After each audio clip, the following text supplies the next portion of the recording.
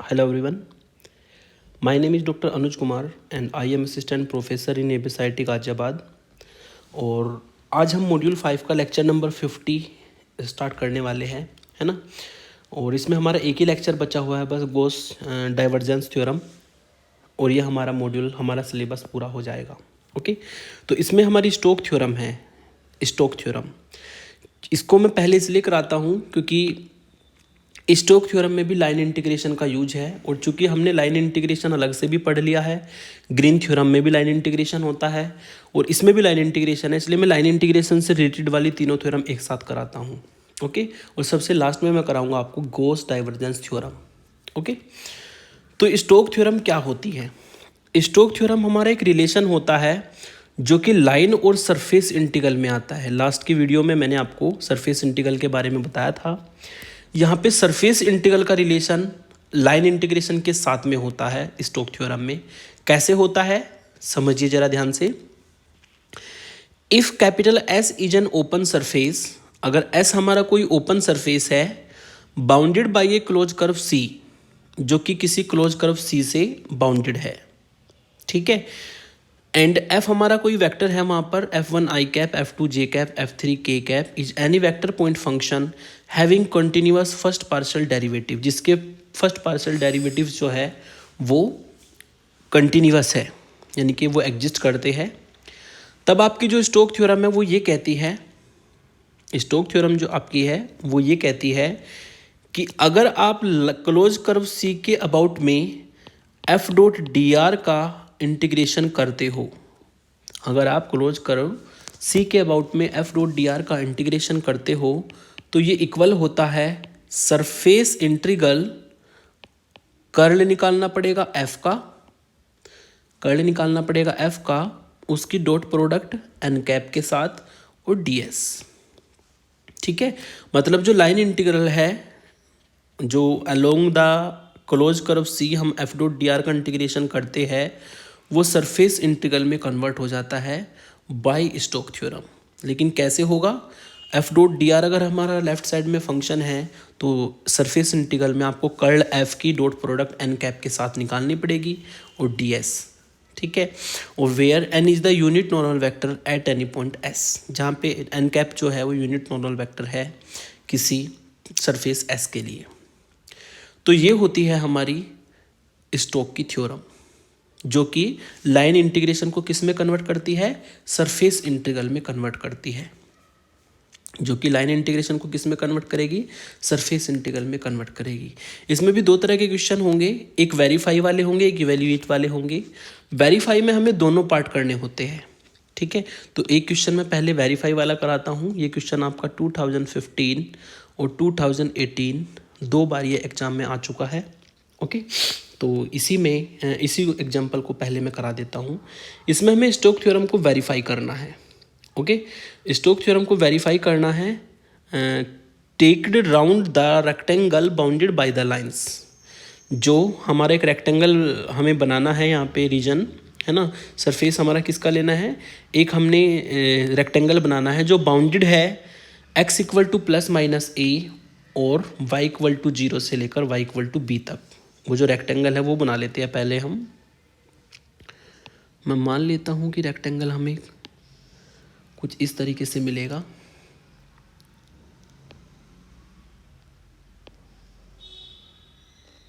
मैं मान लेता हूँ कि हमारा रेक्टेंगल ये एक्स एक्सिस है, ये वाई एक्सिस है और ये एक्स डैश है। ओके, तो ये हमारा रेक्टेंगल है जो कि मैंने बनाया है।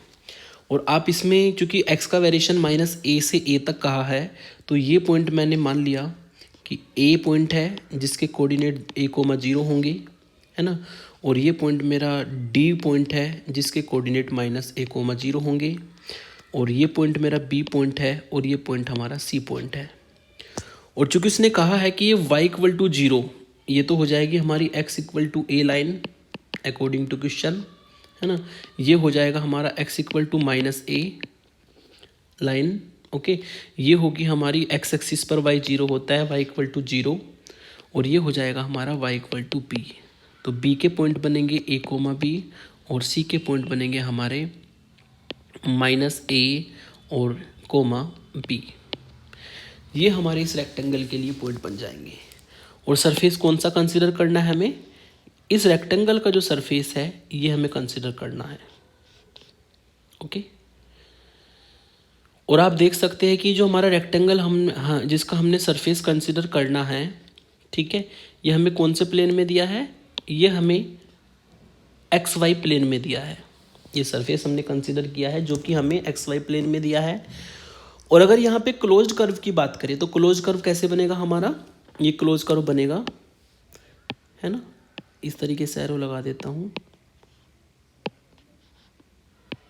ये क्लोज्ड कर्व हमारा बन जाएगा सी, जिसको हम किसका नाम देंगे, इस क्लोज कर्व को हम सी का नाम देंगे। तो ग्रीन थ्योरम के अकॉर्डिंग हम क्या करेंगे, हमें इस फंक्शन के लिए ग्रीन थ्योरम को वेरीफाई करना है। ओके, तो वेरीफाई करने के लिए पहले मुझे ग्रीन नहीं, स्टोक थ्योरम को पहले मुझे इसमें वेरीफाई करना है। तो स्टोक थ्योरम का मैं पहले इसमें स्टेटमेंट लिख लेता हूँ, बाय स्टोक्स थ्योरम। अगर स्टोक थ्योरम की बात करें तो उसका स्टेटमेंट होता है कि जो हमारा इंटीग्रेशन होता है एफ डॉट डी आर, वो कन्वर्ट हो जाता है सरफेस इंटीग्रल में, है ना, सरफेस इंटीग्रल में कन्वर्ट हो जाता है। और हमें निकालना पड़ता है एफ का कर्ल की डॉट प्रोडक्ट एन कैप के साथ डी एस। ये हमारा होता है स्टोक थ्योरम का स्टेटमेंट। तो अब मुझे एफ की वैल्यू दी है, डी आर की वैल्यू हमारे पास होती है, तो पहले मुझे एफ डॉट डी आर निकालना पड़ेगा। और इस क्लोज कर्व सी के अराउंड में पहले इसका इंटीग्रेशन निकालना पड़ेगा, यानी कि इसके लिए लेफ्ट हैंड साइड जो होती है वो निकालनी पड़ेगी। देखिए कैसे निकलेगी। नाउ एफ फंक्शन आपको गिवन है, उसको लिख लेता हूँ, X square plus Y square I cap minus 2xy J cap. ये 2 डायमेंशनल आपको दिया है। एंड आपको पता है कि डी आर की जो वैल्यू होती है वो होती है डी एक्स आई कैप और डी वाई जे कैप। 2 डायमेंशन में ही बात करेंगे हम, है ना। तो डी आर की वैल्यू डी एक्स आई कैप डी वाई जे कैप हो जाएगी। तो फिर तो आप इनकी डॉट प्रोडक्ट कर सकते हो, एफ डॉट डी आर आप फाइंड कर सकते हो। और यदि डॉट प्रोडक्ट करते हैं तो आपको पता है कि आई डॉट आई का कोफिशिएंट मिलेगा, यानी कि X square plus Y square D X मिलेगा। और जे डॉट जे का कोफिशिएंट मिलेगा, यानी कि 2xy और आपको dy मिलेगा। तो यहाँ से हमें एफ डॉट जो डी आर है वो फाइंड हो गया। ओके, और अगर इस पूरे क्लोज कर्व सी की बात करें तो ये हमारा 4 हिस्सों में ब्रेक हो जाएगा, है ना। 4 हिस्से कौन कौन से होंगे बता देता हूँ। एक हिस्सा होगा आपका ए से लेकर बी तक, जिसको मैं फिर से हाईलाइट कर देता हूँ। ए से लेकर बी तक पहले जाएंगे। तो ए से बी तक हमारा क्या क्या वेरिएशन होगा ये मैं फाइंड कर लेता हूँ, है ना। Here capital C curve capital C consist of 4 lines. ये हमारी 4 लाइन्स रखता है। एक होगी ए बी लाइन, एक होगी बी ई लाइन, है ना। इस पॉइंट को, क्योंकि सी हमारा कर्व है तो इस पॉइंट को मैं ई मान लेता हूँ। ओके, ये पॉइंट मैं ई मान लेता हूँ, क्योंकि ये हमारा कर्व जो है इसको हमने सी का नाम दिया है। तो A B line, B E line, और एक लाइन हो जाएगी हमारी ई डी लाइन, और एक लाइन हो जाएगी डी ए। तो ये पूरा क्लोज कर्व इस 4 लाइनों से मिलके बनेगा। तो एक एक लाइन के लिए मुझे देखना है कि क्या क्या वेरिएशन होगा। फॉर ए बी, यदि ए बी लाइन की बात करें तो ए बी लाइन में हमारा फिक्स है, ऊपर देख सकते हैं आप, ए बी लाइन में फिक्स है एक्स की वैल्यू ए। यदि एक्स की वैल्यू वहाँ पर ए है तो डी एक्स की वैल्यू भी आप फाइंड कर सकते हैं। डी एक्स की वैल्यू हो जाएगी वहाँ पर 0। और जो वाई की लिमिट है ना, जो वाई की लिमिट है वो 0 से लेकर बी तक वेरी करेगी। फिर मैं यहाँ पे लेता हूँ दूसरी लाइन जो कि होगी B E. For B E line के लिए देख लेते हैं क्या फिक्स है। वहाँ पर y equal to B fix है और डी वाई की वैल्यू हो जाएगी 0, है ना। और जो x का वेरिएशन है वो वेरी करेगा a से लेकर माइनस a तक। ये माइनस है हमारा, है ना। x का वेरिएशन होगा a से लेकर माइनस a तक, ठीक है। अकॉर्डिंग टू एरो में चला हूँ तो एरो के अकॉर्डिंग ही मैंने यहाँ पे लिमिट ली है। फिर मैं नेक्स्ट लाइन यहाँ पर लेता हूँ जो होगी हमारी ई डी लाइन, और ई डी लाइन के लिए अगर बात करें तो फिक्स है हमारा x इक्वल टू -a और डी एक्स की वैल्यू 0, और जो y का वेरिएशन होगा वो हमारा b से लेकर 0 तक जाएगा अकॉर्डिंग टू एरो।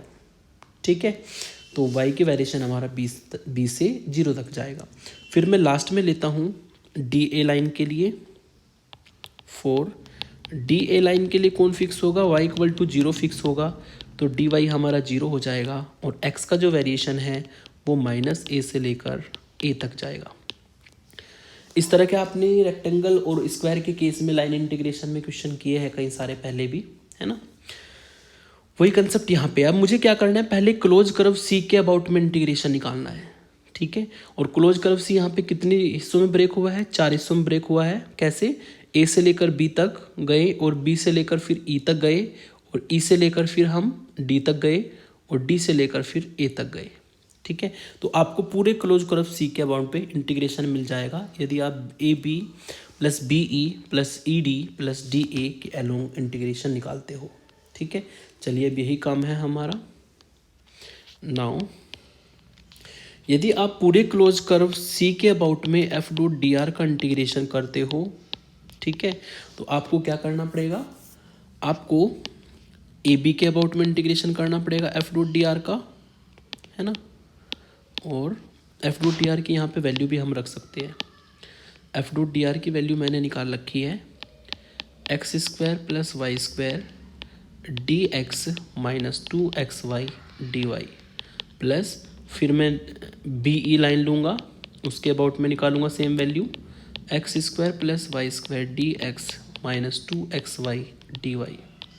फिर हम लेंगे यहाँ पर E D line X square plus Y square D X minus 2xy D Y, और लास्ट में हम लेंगे यहाँ पर डी ए लाइन जो होगी X square plus Y square D X minus 2x D X. फिर इसमें हम सारी वैल्यूज को पुट कर देंगे, है ना। जो ऊपर हमने एजम्पशन की है इन लाइंस के अकॉर्डिंग वो पुट करेंगे। ए बी के लिए हमें x की वैल्यू a रखनी है और dx की वैल्यू 0 रखनी है, और y की लिमिट 0 से b है, तो मैंने लिख दिया कि y की लिमिट तो है 0 से लेकर b, है ना, और जहाँ पे dx है उसकी वैल्यू 0 हो जाएगी, और x की वैल्यू को मुझे a रखना है। ठीक है, तो ये वैल्यू मिलेगी आपको -2ay dy। फिर प्लस बी ई में जाता हूँ, बी ई में जो x की लिमिट है वो a से लेकर -a तक है ना, और यहाँ पे y को b रखना है और dy को 0 रखना है। यदि y को b रखते हो तो X square plus B square D X मिलेगा। फिर प्लस ई डी के अलोंग जाते हैं, ई डी के अलोंग आपको दिया है y की लिमिट जो कि b से 0 तक है, और x को -a रखना है और dx को 0 रखना है। जब x को इसमें आप -a रखोगे, dx को 0 रखोगे, तो dx को 0 रखने पर पहली टर्म 0 हो जाएगी, और x को -a रखने पर यह आपको 2ay dy मिलेगा। और लास्ट में डी ए के अलोंग निकालेंगे, डी ए के अलोंग जब निकालेंगे तो x की लिमिट हो जाएगी -a से a, और y को 0 रखना है और dy को 0 रखना है। यदि y को 0 रखते हैं और dy को 0 रखते हैं तो वहाँ से केवल x स्क्वायर dx आपको मिलेगा। तो ये चारों को हम ऐड करेंगे तो हम आपको पूरा क्लोज कर्व सी के अबाउट में इंटीग्रेशन मिल जाएगा, है ना। तो अब इसको इंटीग्रेट कर देना है सिंपली। -2a कॉन्स्टेंट है यहाँ पर, और y का इंटीग्रेशन होगा वाई स्क्वायर अपॉन 2 लिमिट 0 से b, और प्लस एक्स स्क्वायर का होगा x की power 3 upon 3 plus B square into X, limit हो जाएगी a से लेकर -a। फिर ऐसे ही +2a कॉन्स्टेंट होगा, y का इंटीग्रेशन वाई स्क्वायर अपॉन 2 और लिमिट b से 0, और एक्स स्क्वायर का होगा x की पावर 3 अपॉन 3 और लिमिट हो जाएगी -a से a। ठीक है, अब आपको उसको सिंपली सॉल्व कर देना है ना। सॉल्व जब करोगे, upper limit minus lower limit जब रखोगे तो सॉल्व करके आपको मिलेगा ये, फर्स्ट टर्म से मिलेगी वैल्यू -ab स्क्वायर, 2 से 2 कट जाएगा। सेकेंड टर्म से आपको वैल्यू मिलेगी -a की power 3 upon 3 minus B square a और -a की पावर 3 अपॉन 3, है ना, और माइनस बी स्क्वायर ए, ये आपको मिलेगा सेकेंड टर्म से। फिर थर्ड टर्म की बात करें तो 2 से 2 कटेगा, वहाँ पे भी 0 रखने पे 0 मिलेगा, है ना। तो a into 0 minus B square आएगा। और फोर्थ टर्म की बात करें तो a की पावर 3/3 और माइनस माइनस प्लस हो जाएगा a की पावर 3/3। बस इसमें जो हम टर्म्स काट सकते हैं वो काट देंगे, है ना। देखा जाए तो इसमें ये टर्म ये टर्म ये टर्म ये टर्म कैंसिल आउट हो जाएगी, है ना। और minus A B square minus A B square minus A B square, इन चारों मिलके हमें देंगे -4ab का स्क्वायर। तो आपने जो क्लोज कर्व सी दिया था उसके अबाउट में आपने इंटीग्रेशन फाइंड कर लिया एफ डॉट डी आर का, ठीक है। यानी कि जो स्टोक थ्योरम होती है उसकी लेफ्ट हैंड साइड हमने निकाल दी, ये हमारी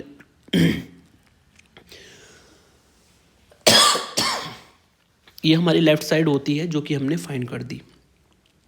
अब हम स्टोक थ्योरम से राइट हैंड साइड निकालेंगे, यानी कि surface integral curl F dot N cap निकालेंगे ds, है ना।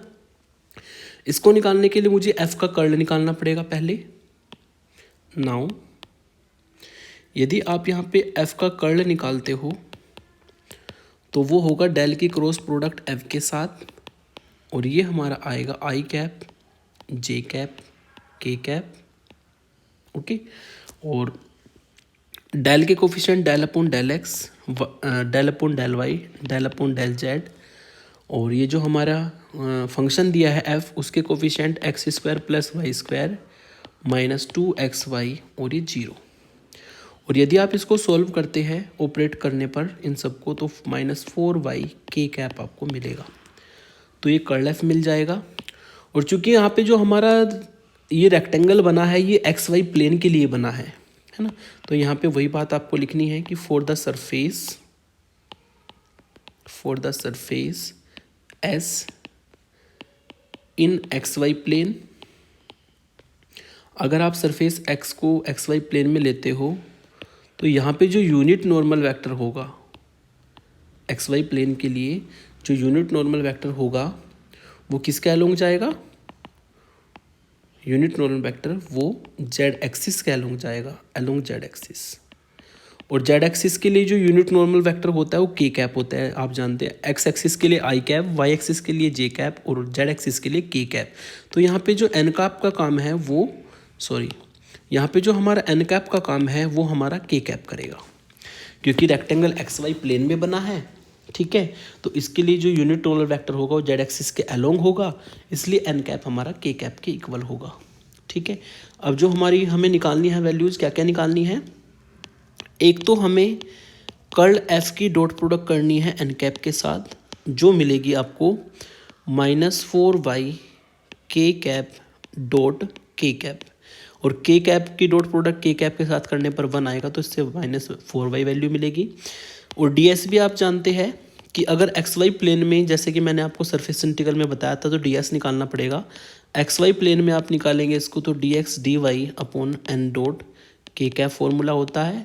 और चूंकि एन की कैप की वैल्यू भी आपकी के कैप है, तो ये आपको मिलेगा dx dy अपॉन के कैप डॉट के कैप का मोड, यानी कि dx dy मिलेगा, ठीक है। तो यहाँ पे जो ds होगा वो dx dy हो जाएगा यदि आप इस सरफेस की प्रोजेक्शन xy प्लेन में लेते हो, है ना। तो आप अब यहाँ पे स्टोक थ्योरम की राइट हैंड साइड निकालेंगे। नाउ राइट हैंड साइड होती है कि सरफेस इंटीग्रल कर्ल जो f होता है उसकी डॉट प्रोडक्ट n कैप के साथ करने पर ds हमें फाइंड करना होता है। सबकी वैल्यू मैं रख दूंगा यहाँ पर, है ना। सबकी वैल्यू रखेंगे तो कर्ल f डॉट n की वैल्यू जो है वो -4y है। ds की वैल्यू हमने निकाल दी है, वो हमारी dx dy या dy dx आप लिख सकते हो। अब मुझे चाहिए x की और y की लिमिट, तो रेक्टेंगल से देख सकते हैं आप, ये रेक्टेंगल हमारा जो है इससे फाइंड हो जाएगा। जो x है आपका वो वेरी करता है -a से लेकर +a तक, और जो y है हमारा वो वेरी करता है 0 से लेकर b तक, यानी कि x की लिमिट हो जाएगी -a से a और y की लिमिट हो जाएगी 0 से b। तो ये मैं यहाँ पे रख देता हूँ कि y की जो लिमिट है वो 0 से b होगी और x की लिमिट -a से a हो जाएगी। तो -4 तो कांस्टेंट होगा, x की लिमिट आपकी बाहर रहेगी, है ना। अब y के रेस्पेक्ट में जब इंटीग्रेशन करेंगे तो y का y² होता है लिमिट 0 से b dx। फिर यहाँ पे हम y की वैल्यू b रख देंगे तो इससे आपको b² मिलेगा और x की लिमिट होगी -a से a और ये dx। ओके, तो ये हमें -2 से 4 कट जाएगा, -2b² इसकी वैल्यू आएगी और यहाँ पे इंटीग्रेशन करेंगे तो x आएगा और लिमिट हो जाएगी -a से a। फिर इसको सिंपली सॉल्व कर देना है आपको, है ना। -2b² first limit minus second limit और ये आपको देगा प्लस के 2a यानी कि -4ab²। तो आपने देखा कि आपने सरफेस इंटीग्रल निकाला, वो भी -4ab² आया है, और जो ऊपर आपने इंटीग्रेशन निकाला था अलोंग क्लोज कर्व सी, अराउंड क्लोज कर्व सी, वो भी -4ab² था। तो आप लिख सकते हो कि दिस इम्प्लाइज कि अगर हम यहाँ पर कर्व के अलोंग में f.dr का इंटीग्रेशन करते हैं, है ना, वो इक्वल आता है सरफेस इंटीग्रल कर्ल f.n∨ds के। इसका मतलब यहाँ पे जो हमारी स्टोक की थ्योरम है वो वेरीफाई होती है, hence Stokes theorem is verified. तो स्टोक की थ्योरम हमारी यहाँ पे वेरीफाई हो जाएगी। ओके, तो वेरिफिकेशन वाले क्वेश्चन हमारे थोड़े से लेंथी होते हैं क्योंकि इसमें दोनों पार्ट करने होते हैं, है ना। यहाँ पे लाइन इंटीग्रेशन को हमने यूज करके पहले क्लोज कर्व सी जो हमारा रेक्टेंगल था, जिस तरह के क्वेश्चन हमने पहले भी कर रखे हैं, पहले हमने क्लोज कर्व सी के राउंड में निकाला और फिर कर्ल एफ और एन कैप निकाल के हमने ये निकाला, तो दोनों से आपको वैल्यू सेम मिली। तो यहाँ पर हमारी स्टोक थ्योरम वेरीफाई हो जाती है। अब इसमें कुछ क्वेश्चन लेता हूँ जिनमें वेरीफाई नहीं दिया होता, है ना, जिसमें हमें इवेल्युएट करना होता है। जैसे कि क्वेश्चन देखिए, ये क्वेश्चन भी कई बार एग्जाम में आया है हमारा, इम्पोर्टेंट है। इसमें कहा है आपको, ये 2008, 2012, 2014 में आया है ना, और इस बार इसके चांस रहेंगे 2020 में आने के, ध्यान रखना। तो हम क्या करना है कि इवेल्युएट करना है ये f.dr along the close curve C by Stoke theorem. Stoke theorem का यूज़ करके f.dr जो इंटीग्रेशन है वो फाइंड करना है। f की वैल्यू दी है and c is the boundary of the triangle. c जो है इस ट्राइंगल की बाउंड्री है, c जो है वो इस ट्राइंगल की बाउंड्री है, और इस ट्राइंगल के कोऑर्डिनेट आपको दिए हैं 0 0 0, है ना, 1 0 0 एंड 1 1 0। उस ट्राइंगल के 3 पॉइंट दिए हैं, ठीक है ना। तो अगर मुझे यहाँ पर स्टोक थ्योरम लगानी है तो मुझे f के कर्ल की ज़रूरत पड़ेगी, है ना। तो सबसे पहले मैं क्या करता हूँ, जो हमें f दिया है उसको मैं लिख लेता हूँ y² प्लस x² j और minus x plus z k। ठीक है, f लिख लिया। तो आप कर्ल f पहले फाइंड कर लेंगे। अगर यहाँ पर आप कर्ल f निकालते हो तो वो होगा डेल की क्रॉस प्रोडक्ट f के साथ, और डेल की क्रॉस प्रोडक्ट f के साथ करने का मतलब होगा कि पहले डेल के कोफिशिएंट रखे जाएंगे,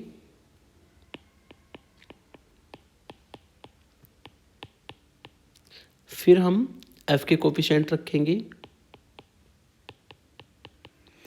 और फिर सिंपल ऑपरेट करेंगे जैसे आपने कर्ल निकालना सीख रखा है। कैसे निकलेगा, I cap del upon del Y minus X minus Z का और minus del upon del Z x² का, फिर minus J cap del upon del X X minus Z, okay, और minus del upon del Z y² plus K cap del upon del X x² का और minus del upon del Y y² का। तो जो हमारी determinant open करने की property है वो मैंने यहाँ पे ओपन की। इससे आपको मिलेगी वैल्यू आई कैप। जब y के रेस्पेक्ट में करेंगे तो फर्स्ट टर्म से 0 मिलेगा, z के रेस्पेक्ट में करेंगे 0 मिलेगा, फिर माइनस जे कैप। यहाँ पे भी आप जब x के रेस्पेक्ट में करेंगे तो आपको मिलेगा -1 पहले, और फिर जब z के रेस्पेक्ट में करेंगे तो आपको यहाँ पे 0 मिलेगा, ओके। फिर प्लस के कैप, जब x के रेस्पेक्ट में करेंगे 2x आएगा, और जब y के रेस्पेक्ट में करेंगे तो वो आपको -2y देगा। यानी कि इसको सोल्व करके मिलेगा 0 i cap plus J cap और प्लस 2x माइनस 2y के कैप। तो ये हमारा फंक्शन के लिए जो वेक्टर फंक्शन दिया है उसके लिए कर्ल हो जाएगा। अब मैं ट्रायंगल बनाऊंगा जो 3 पॉइंट दिए हैं। पहले मैं गिवन पॉइंट लिख लेता हूँ।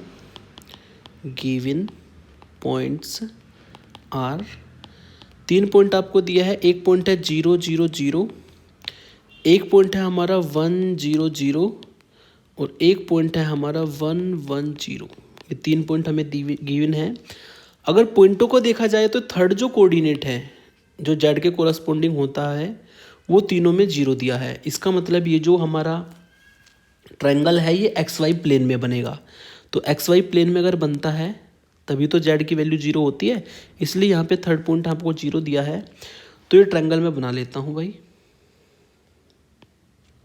ये ट्रायंगल हमारा बनेगा। ये पॉइंट 0 0 हो जाएगा पहला पॉइंट, ये पॉइंट 1 0 हो जाएगा दूसरा पॉइंट, इसका नाम ओ रख देता हूँ, उसका नाम ए रख देता हूँ, और ये पॉइंट हो जाएगा बी, ये हो जाएगा 1 1।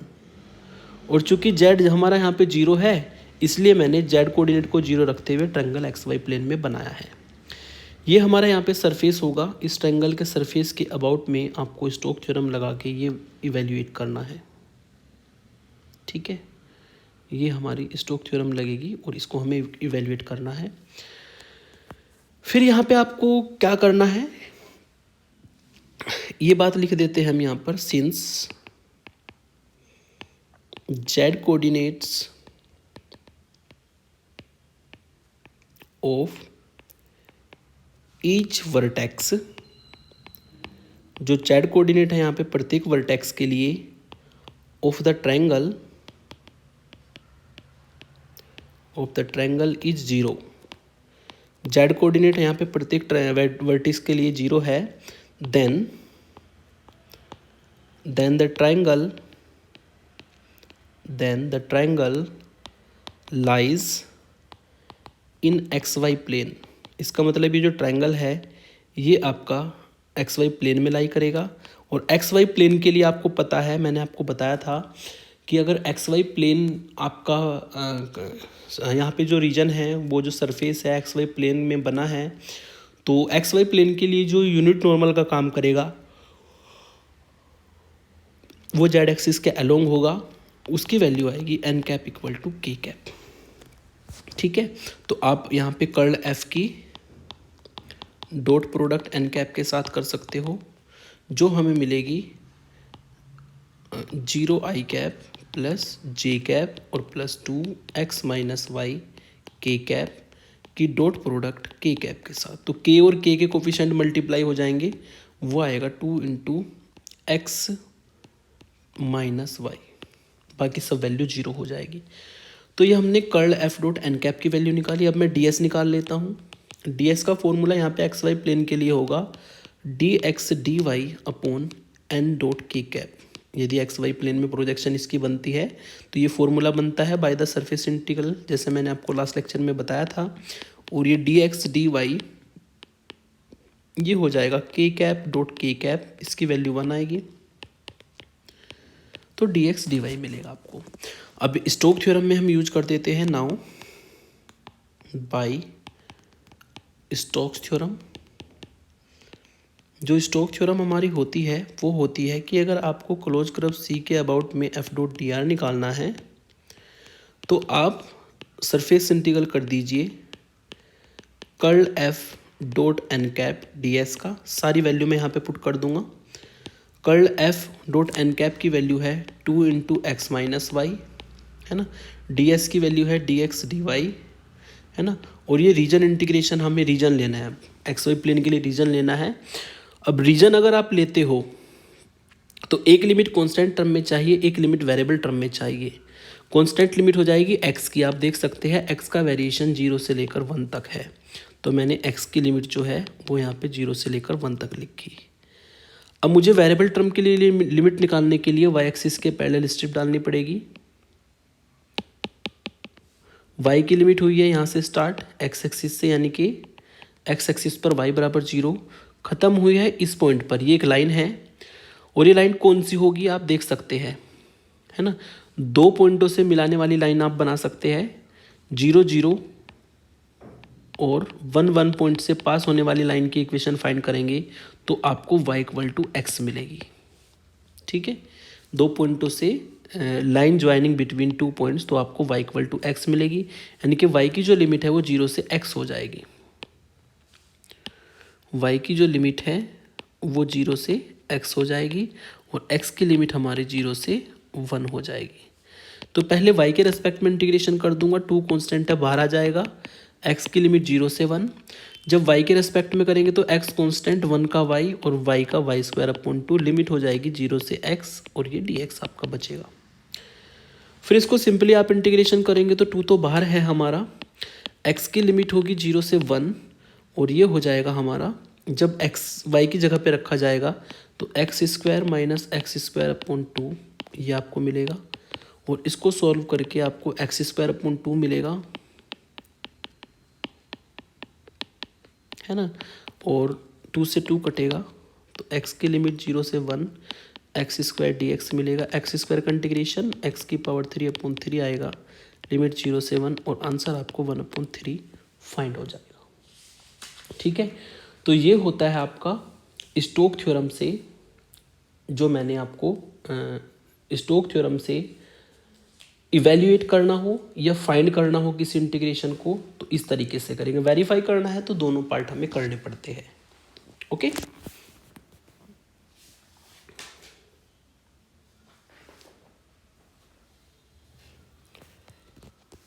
इसका एक एग्जांपल और देखिए। ये एग्जांपल है हमारा, apply Stokes theorem to evaluate this. इसको इवेल्युएट करने के लिए आप स्टोक थ्योरम का यूज कीजिए, ये इसने कहा है। ओके, तो इसमें सबसे पहले हम क्या करेंगे, यहाँ पे जो C है वो बाउंड्री है इस ट्राइंगल की। ट्राइंगल है आपका 2 0 0 0 0 0 और 0 0 6, तो 3 डायमेंशन में एक ट्राइंगल बनेगा। और आपको पता है कि 3 डायमेंशन में अगर आप ये ट्राइंगल बनाते हो, है ना, ये x एक्सिस है, ये y एक्सिस है, ये मेरा z एक्सिस है। ओके, ये x y z एक्सिस हो जाएंगे और x एक्सिस के लिए जो पॉइंट है वो हमें 2 0 0 दिया है,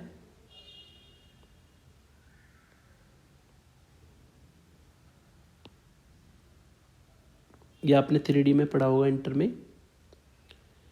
x एक्सिस के जो पॉइंट है वो हमारे 2 0 0 है, यानी कि a के कोऑर्डिनेट दिए हैं 2 0 0, और फिर जो y एक्सिस के लिए पॉइंट है वो 0 3 0 हो जाएगा, क्योंकि आपको पता है कि y एक्सिस पर x 0 होता है, z 0 होता है, तो 0 3 0 जो पॉइंट मिलेगा y एक्सिस पे मिलेगा। ऐसे ही z एक्सिस के लिए पॉइंट 0 0 6 हो जाएगा, क्योंकि z एक्सिस पर x भी 0 होता है, y भी 0 होता है, इसलिए 0 0 6 जो है आपका पॉइंट C का काम करेगा, जो z एक्सिस पे लाई करेगा। और इन तीनों पॉइंटों से मिलके हमें वेरिएबल प्लेन होता है हमारा, है ना, प्लेन इन इंटरसेप्टेड फॉर्म, ये हमारी जो है प्लेन बनता है एक, 3D में आपने पढ़ा होगा।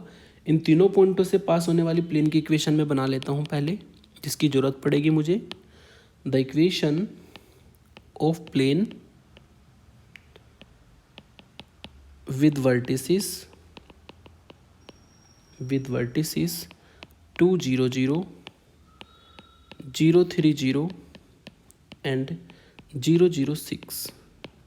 इन तीनों वर्टिसेस से मिलके जो प्लेन बनेगा उसका फॉर्मूला होता है x upon a plus y upon b plus z upon c equal to 1। ये हमारा फॉर्मूला होता है। यहाँ पे a की वैल्यू हो जाएगी हमारी 2, b की वैल्यू हो जाएगी 3 और z की c की वैल्यू हमारी हो जाएगी यहाँ पे 6 इक्वल टू 1। तो ये हमें वेरिएबल प्लेन हमारी इक्वेशन बन जाएगी, जो कि सरफेस का यहाँ पे काम करेगी। वेरिएबल प्लेन जो है किसका काम करेगी, यहाँ पे सरफेस का काम करेगी। अब मुझे यहाँ पे जो एफ डॉट डी आर की वैल्यू दी है वो मैं फाइंड करूँगा, है ना। इंटीग्रेशन आपको निकालना है। नाउ जो गिवन है वो मुझे दिया है integration C X plus Y D X 2x minus Z D Y और y plus Z D Z, ये हमें गिवन है ना। और इसका मतलब आपको जो क्लोज कर्व सी के अबाउट में एफ डॉट डी आर की वैल्यू होती है वो गिवन है, यू कैन से दैट। ठीक है, तो ये हमें दिया है, तो इसकी हेल्प से एफ निकल जाएगा हमारा, क्योंकि एफ की ज़रूरत पड़ेगी तो इसकी हेल्प से एफ हमारा फाइंड हो जाएगा। देन एफ यहाँ पे होगा जिसका एक कंपोनेंट हो जाएगा एक्स प्लस वाई आई कैप, दूसरा कंपोनेंट हो जाएगा 2x minus Z J cap, और तीसरा कंपोनेंट हो जाएगा y प्लस जेड के कैप। ये तीन कंपोनेंट हमारे इसके हो जाएंगे।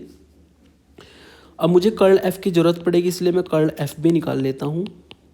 कर्ल f की जो वैल्यू आएगी वो हमारी होगी i cap j cap k cap upon में del upon del x, del upon del Y और डेल अपॉन डेल जेड, और ये होगा हमारा x plus y 2x minus z और y प्लस जेड। इसका जब कर्ल निकालेंगे तो कर्ल निकाल के आएगा 2i cap plus 0j cap, जिसको आप फाइंड कर सकते हो प्लस k कैप। ये इस फंक्शन के लिए कर्ल हो जाएगा। अब मुझे यहाँ पे यूनिट नॉर्मल वेक्टर चाहिए और सरफेस हमारा बनेगा ये variable plane x/2 plus y/3 plus z/6 equal to 1। तो unit normal vector n cap निकालने के लिए फ्रॉम 1 से मैंने लेट किया कि जो फाई है वो हमारा सरफेस बनेगा, जो प्लेन ऊपर दिया है x/2 plus y/3 plus z/6 minus 1 equal to 0। ये मैंने फाई के इक्वल माना। देयरफॉर ग्रेडियंट फाई हम यहाँ पे निकाल सकते हैं, जिसका फॉर्मूला होता है I cap del phi upon del X, J cap del phi upon del Y और K cap del phi upon del Z. सबकी वैल्यू हम यहाँ पे रख देंगे। तो del phi upon del X की जो वैल्यू आएगी वो 1/2 आई कैप हो जाएगा ये, और फिर 1/3 जे कैप हो जाएगा, और ये 1/6 के कैप हो जाएगा। फिर चूंकि हमें unit normal vector n cap निकालना है, यूनिट नॉर्मल एन कैप निकालना है, gradient phi upon gradient phi का मॉडुलस, जो फॉर्मूला आपने पढ़ रखा है, ये सॉल्व करके आपको मिलेगा 1/2 आई कैप प्लस 1/3 जे कैप प्लस 1/6 के कैप अपॉन में अंडर रूट 1/2 का स्क्वायर, 1/3 का स्क्वायर, 1/6 का स्क्वायर। ठीक है, तो ये हमें मिलेगा भाई। और अगर इसको सॉल्व करते हैं तो एन कैप हमारा निकल के आएगा 1/√14 3 आई कैप एलसीएम लेके और 2 जे कैप और प्लस के कैप। तो जी एन कैप भी हमारे पास है, कर्ल एफ भी हमारे पास है, तो दोनों की डॉट प्रोडक्ट हम कर देंगे, है ना। और डॉट प्रोडक्ट करेंगे तो इस वेरिएबल प्लेन की प्रोजेक्शन में मान लेता हूँ एक्स वाई प्लेन में, तभी हम डबल इंटीग्रेशन यहाँ पे कर पाएंगे जब हम रीजन जो बनाएंगे वो एक्स वाई प्लेन में बनाएंगे, है ना। तो मैंने क्या किया, let projection of this plane, इस प्लेन की जो प्रोजेक्शन है वो मैंने एक्स वाई प्लेन में मान ली। अगर एक्स वाई प्लेन में प्रोजेक्शन है तो आप निकालेंगे यहाँ पर कर्ल एफ की डॉट प्रोडक्ट एन कैप के साथ, वो आएगी हमारी, कर्ल एफ था हमारा 2i plus 0j plus K cap, ऊपर देख सकते हैं कि dot product 3i plus 2j plus K cap के साथ, और अपॉन में आपको मिलेगा √14। और जब यहाँ पे प्रोडक्ट करेंगे तो आपको मिलेगा 3 × 2 6 प्लस 1/√14 एंड इट मीन्स 7/√14 आपको मिलेगा curl F dot n cap की वैल्यू। और चूंकि हमने प्रोजेक्शन यहाँ पे एक्स वाई प्लेन में मानी है तो डी एस की वैल्यू होगी dx dy upon n dot k cap. Okay, और यहाँ पे जो हमारा एन डॉट आया है वो आया है dx dy upon modulus n dot की वैल्यू है 3i प्लस 2j प्लस के अपॉन √14 की डॉट प्रोडक्ट के कैप के साथ। तो के डॉट के से वैल्यू मिलेगी आपको केवल, और वो होगी आपकी dx dy ऊपर सेम रहेगा, और के डॉट के से जो वैल्यू मिलेगी वो 1/√14 मिलेगी। तो आपके पास कर्ल एफ डॉट एन की भी वैल्यू आ गई, डी एस की भी वैल्यू आ गई। तब आप यहाँ पे स्टोक थ्योरम लगा सकते हैं। नाउ बाय स्टोक्स थ्योरम यदि आप यहाँ पे स्टोक थ्योरम अब लगाते हैं तो स्टोक थ्योरम का जो स्टेटमेंट है वो ये होता है कि अगर क्लोज कर्व सी के अबाउट में एफ डॉट डी आर आपको निकालना है तो वो सरफेस इंटीग्रल में बदल जाता है और एफ का निकालना पड़ता है कर्ल उसकी डॉट प्रोडक्ट एन कैप के साथ और डी एस। तो यहाँ पे अगर देखा जाए तो आपने कर्ल एफ की वैल्यू निकाल रखी है डॉट एन कैप के साथ जो कि 7/√14 आई है ना। डी एस की वैल्यू आपने निकाली है डी एक्स डी वाई है ना जो कि 1/√14 है। इसको काट करके आपको 7 तो बाहर मिल जाएगा और अंदर हमारा मिलेगा ये डी एक्स डी वाई और यहाँ पे जो आर है प्रोजेक्शन हमने मानी है R is in x y plane. जो रीजन हमारा बनेगा वो एक्स वाई प्लेन में बनेगा और अगर एक्स वाई प्लेन में बनेगा जो वेरिएबल प्लेन हमारा ऊपर बना था x/2 plus y/3 plus z/6 equal to 1 तो इसमें आप z को 0 रख सकते हो। z को आप 0 रख सकते हो। दूसरा भी मेथड है, दूसरा मेथड मैं आपको बताता हूँ कि 7 इंटू ये बन जाएगा हमारा, आपको याद होगा ये एरिया का फॉर्मूला होता है, ठीक है। तो जो हमारा एरिया होगा एक्स वाई प्लेन में ट्रायंगल का वो हमारा यहाँ पे लिख देंगे area of triangle in x y plane, क्योंकि डी एक्स डी वाई जो है वो एरिया का फॉर्मूला होता है। ये आएगा हमारा 7 इंटू एक्स वाई प्लेन में जो ट्रायंगल है वो देख लेते हैं ऊपर। एक्स वाई प्लेन में हमारा ये रेड कलर से मार्क कर देता हूँ, ये ट्रायंगल हमारा बनेगा है ना।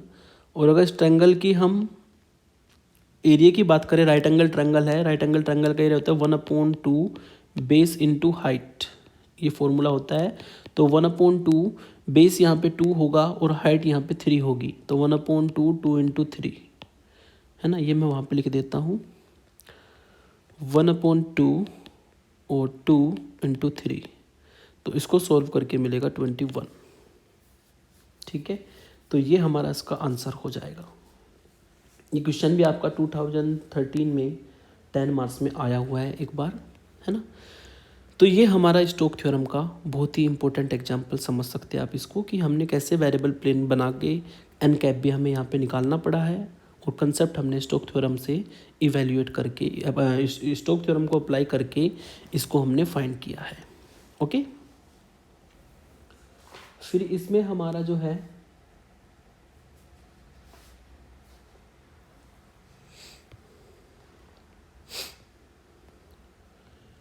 इसमें हमारा एक लास्ट एग्जांपल और बचा है, इसको भी देख लीजिए।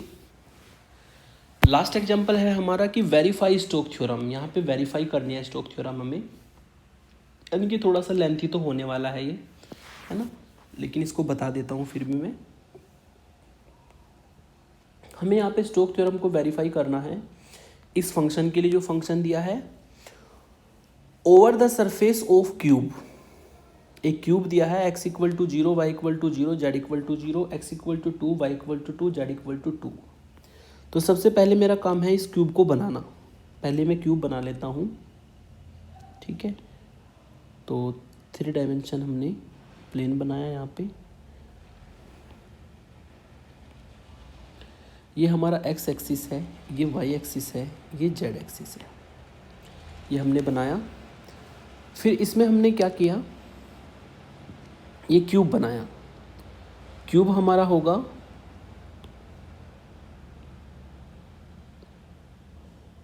इस तरीके से,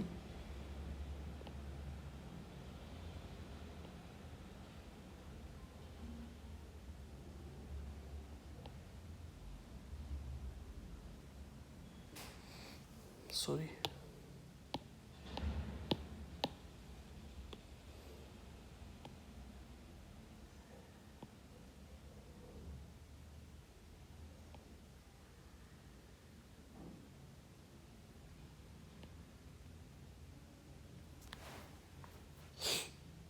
ये क्यूब हमारा हो जाएगा।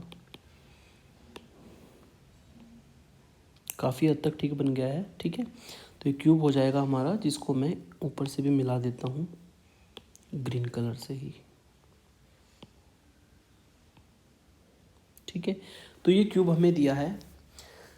और इसकी अगर पॉइंटों की बात करें तो एक्स भी यहाँ पे 0 से 2 तक, वाई भी 0 से 2 तक और जेड भी 0 से 2 तक, यानी कि जो हमारी इसकी एक्स एक्सिस पर लेंथ दी है वो भी 0 से 2 है, वाई एक्सिस पर जो लेंथ दी है वो भी 0 से 2 है, जेड एक्सिस पर जो लेंथ होगी वो भी 0 से 2 होगी। और ये भी कहा है इसने, नीचे देखिए ज़रा, कि ये जो है ओपन एट द बॉटम, नीचे से ओपन है। तो अगर ये नीचे से ओपन है तो ओपन वाले पोर्शन को मैं रेड कलर से बना देता हूँ। ये जो नीचे वाला पोर्शन है हमारा, इसको मैं रेड कलर से बना देता हूँ। ये पोर्शन इसने कहा है ओपन है, ठीक है, तो उसको मैंने रेड कलर से हाईलाइट कर दिया। जो पोर्शन ओपन है, नीचे से खुला है ये, तो नीचे से अगर खुला है तो कर्व बन जाएगा, है ना, ये क्लोज कर्व सी बन जाएगा नीचे से, जहाँ से खुला है इस तरीके से ये क्लोज कर्व सी हमारा यहाँ पे बन जाएगा, ठीक है ना, ये हमारा क्लोज कर्व बन जाएगा जिसको हम सी का नाम देंगे। तो अकॉर्डिंग टू पॉइंट, अगर हम पॉइंट की बात करें, ये पॉइंट हमारा होगा ए, जिसको मैं एक्स एक्सिस के लिए 2 0 0 होगा। ये पॉइंट होगा हमारा बी, ये हो जाएगा 0 2 0। ये पॉइंट होगा सी, जो होगा 0 0 2, ठीक है, ये हमारा हो जाएगा। फिर इसमें बाकी पॉइंट भी हम रख सकते हैं। ओरिजिन के पॉइंट आप जानते हैं 0 0 0 होंगे। फिर यहाँ पे हमारा जो ये एक्स और वाई प्लेन में कॉमन पॉइंट आएगा, तो जेड तो यहाँ पे 0 होना है। इनके मैं पॉइंटों के अलग अलग नाम रख देता हूँ भाई। ये मैं मान लेता हूँ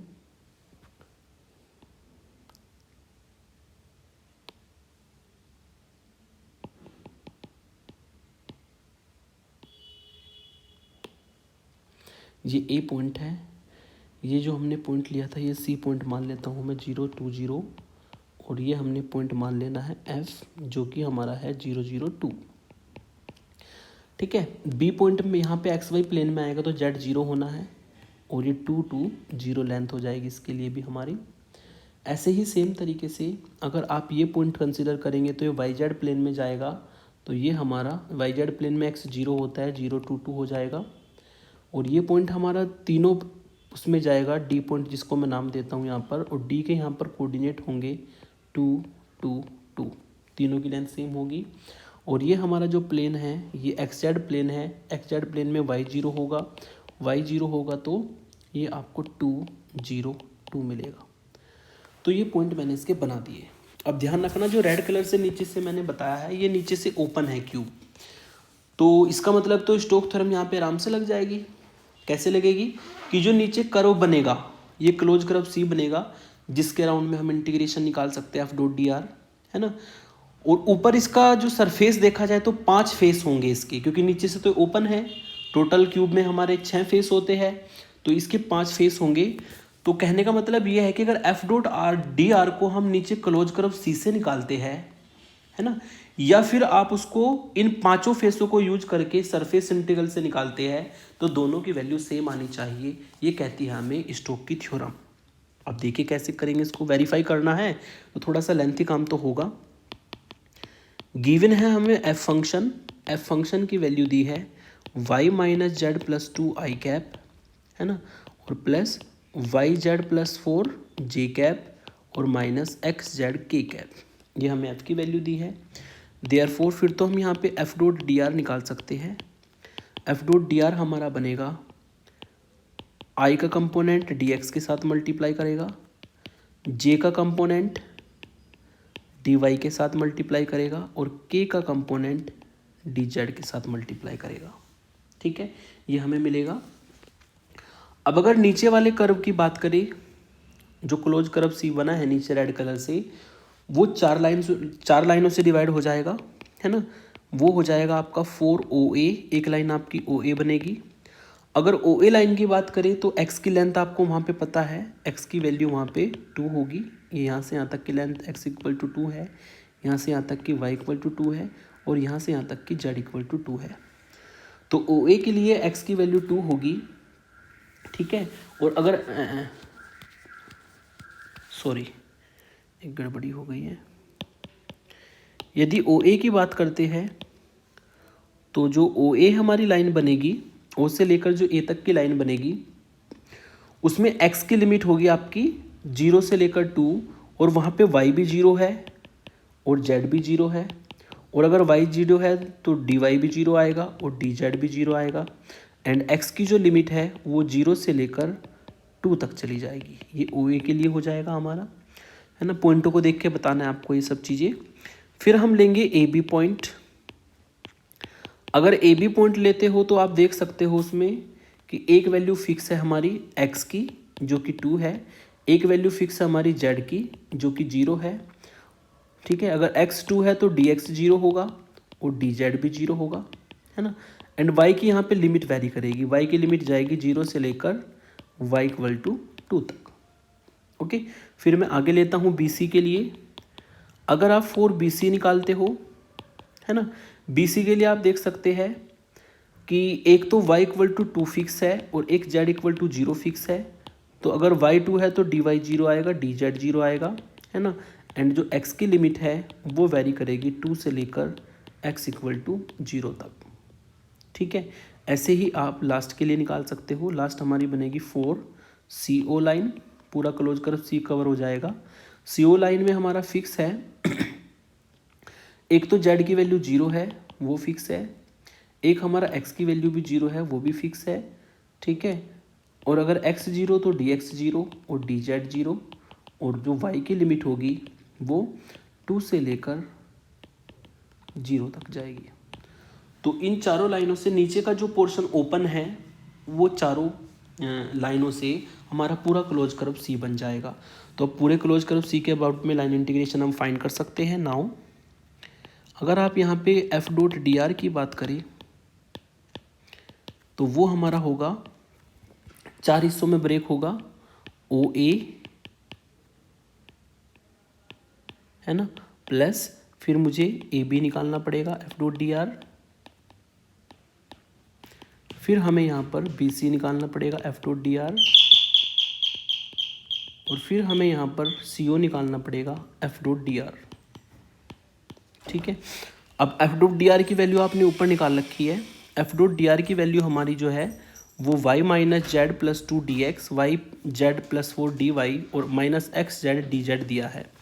उसमें अगर OA की बात करें तो उसमें x y की जगह पे 2 रख देंगे और z की जगह पे 0 रख देंगे। मैं F डॉट dr को नीचे लिख देता हूँ, नहीं तो समझ नहीं आएगा आपको। F डॉट dr की वैल्यू है हमारी y minus z plus 2 dx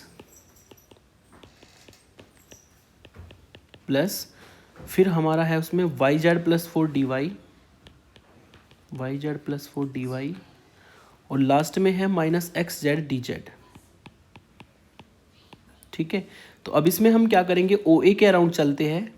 OA के जो अराउंड है y 0 है और z 0 है और x की लिमिट 0 से 2 है, तो x की लिमिट तो हो जाएगी 0 से लेकर 2, और इसमें हम क्या करेंगे y भी 0 रख देंगे, dy भी 0 रखेंगे और z भी 0, dz भी 0। तो y z 0 रखने पर शुरू की टर्म से 2dx मिलेगा और dy dz 0 रखने पर बाकी सभी टर्म 0 मिलेगी। फिर मैं यहाँ पे AB के अलोंग जाऊँगा। अगर AB के अलोंग जाते हैं तो y की लिमिट हमारी 0 से 2 हो जाएगी, है ना। और F डॉट dr आपने जो निकाला है उसमें dx को 0 रखेंगे और dz को 0 रखेंगे। dx को 0 रखने पर फर्स्ट टर्म और dz को 0 रखने पर लास्ट टर्म 0 हो जाएगी, है ना। और जब आप उसमें x की वैल्यू 2 रखेंगे और z को 0 रखेंगे तो सेकंड टर्म से आपको 4 dy मिलेगा। ऐसे ही आप BC के अलाउंड निकालना, x की लिमिट 2 से 0 हो जाएगी, 4 dx होगा, है ना। ऐसे ही आप CO के लिए निकालना, वो आपको 4 dy मिलेगा, ठीक है। तो आपने ये सिंपल सा इंटीग्रेशन हमारा ये बना है। सिंपल सा इंटीग्रेशन हम ये कर देंगे, है ना। और ये कांस्टेंट ये सॉल्व करके आपको मिलेगा 4 + 8 -8 -8 सॉल्व करके -4 आएगा। यानी कि जो आपने close curve C F dot dr की वैल्यू निकाली है वो हमारी -4 आई है। तो आपने लाइन इंटीग्रेशन तो निकाल दिया, जो क्लोज कर्व C के अबाउट में इंटीग्रेशन करना था वो तो आपने फाइंड कर दिया। अब मुझे यहाँ पे फाइंड करना है सरफेस इंटीग्रल। उसके लिए मुझे कर्ल F की ज़रूरत पड़ेगी, तो पहले मैं कर्ल F निकाल लेता हूँ। कर्ल F की अगर बात करें तो डेल क्रॉस F होगा, है ना। यानी कि उसके लिए एक डिटर्मिनेंट बनेगा i cap, j cap, k cap, ये होगा del upon del x del upon del y del upon del z, और इनके सभी कोफिशिएंट रख देंगे y माइनस जेड प्लस 2, और ये वाई जेड प्लस 4, और ये माइनस एक्स जेड। इसका जब आप कर्ल निकाल देंगे तो इसको सॉल्व करके माइनस वाई आई कैप प्लस जेड माइनस 1 जे कैप माइनस के कैप आपको मिलेगा, है ना। फिर इसमें हमें करना क्या है, अब सरफेस इंटीग्रल निकालना है। तो अब हमें ये देखना है टोटल फेस कितने बनेंगे, क्योंकि नीचे से तो ये ओपन है, तो टोटल फेस इसमें 5 बनेंगे हमारे। तो पांचों फेस से पूरा सरफेस बनेगा, तो उसी के अबाउट में सरफेस इंटीग्रल फाइंड करना है। तो यहाँ पे लिख देंगे कि हेयर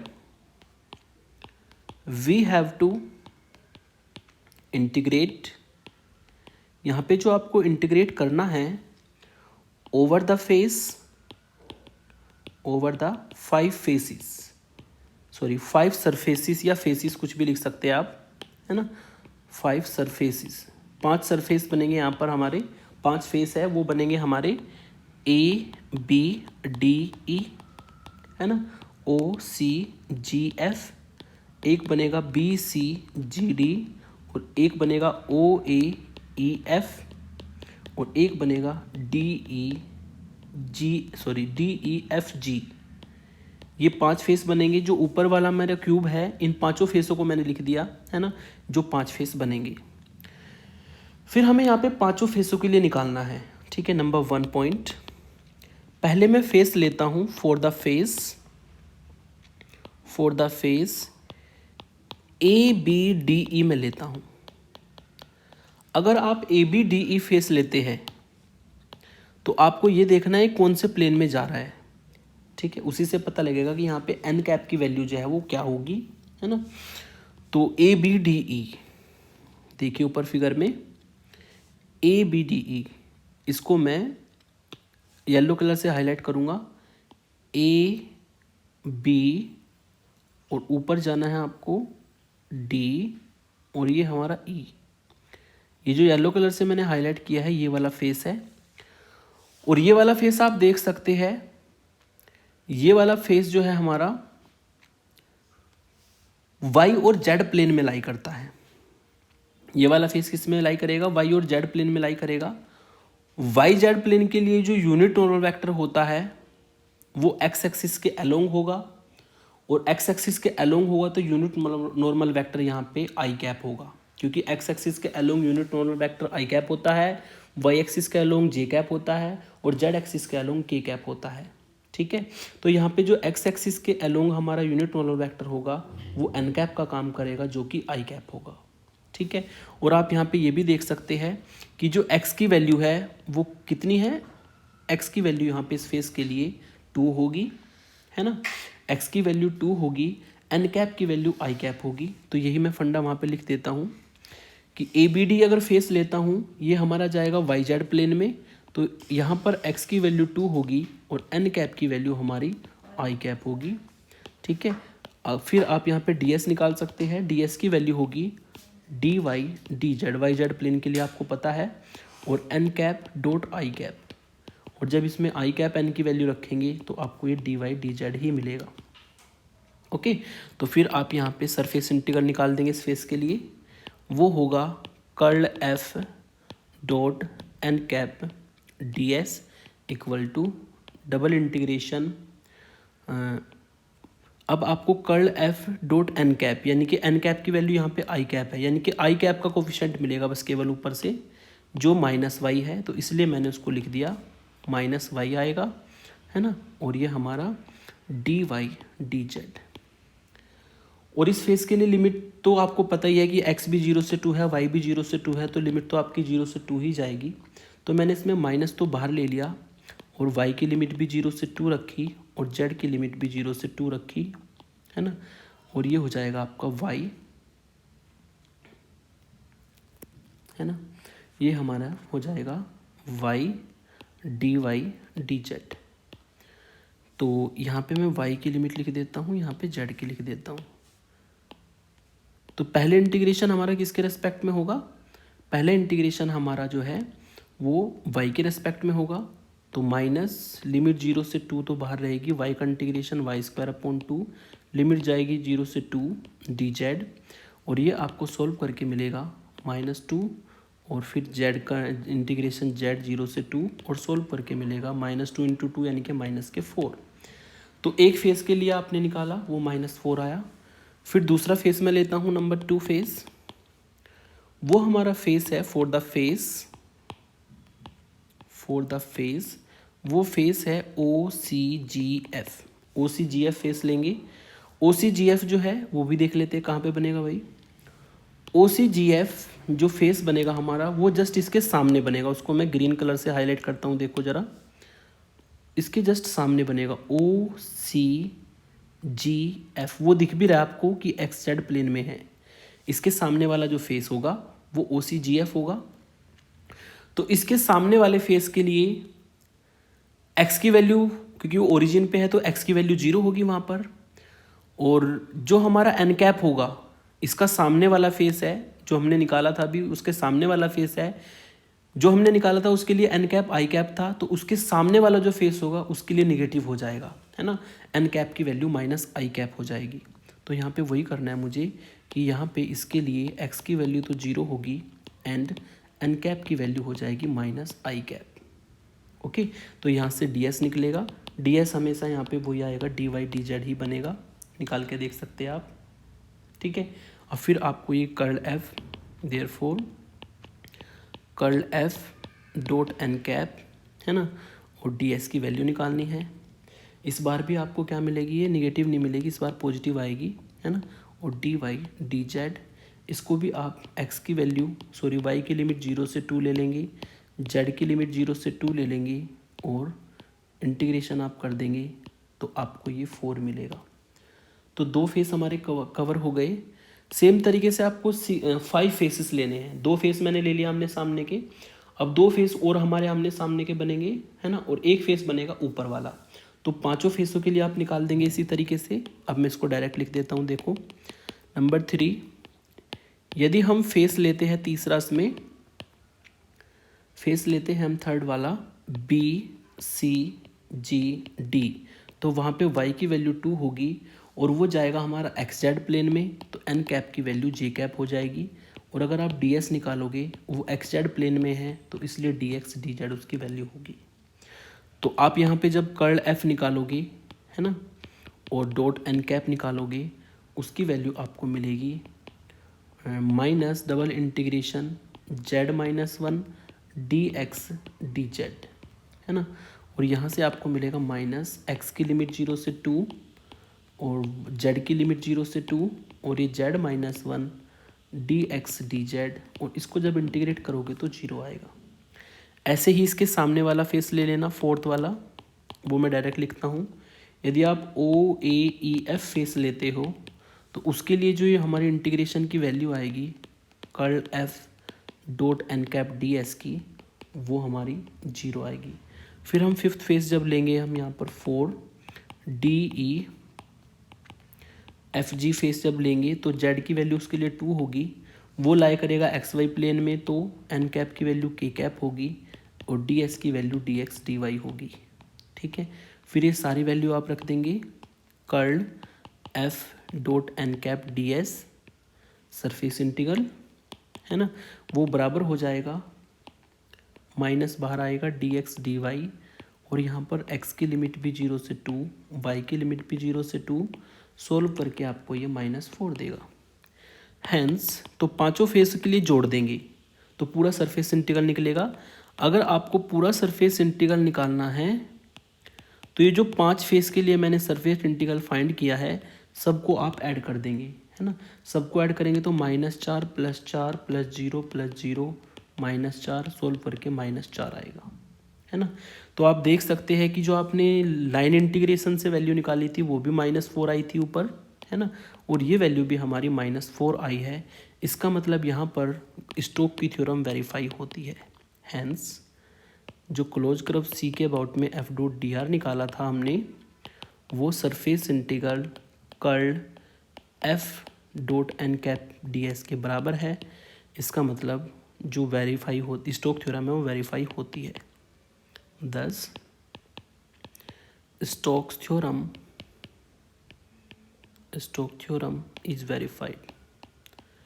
तो स्टोक थ्योरम हमारी यहाँ पर वेरीफाइड हो जाएगी।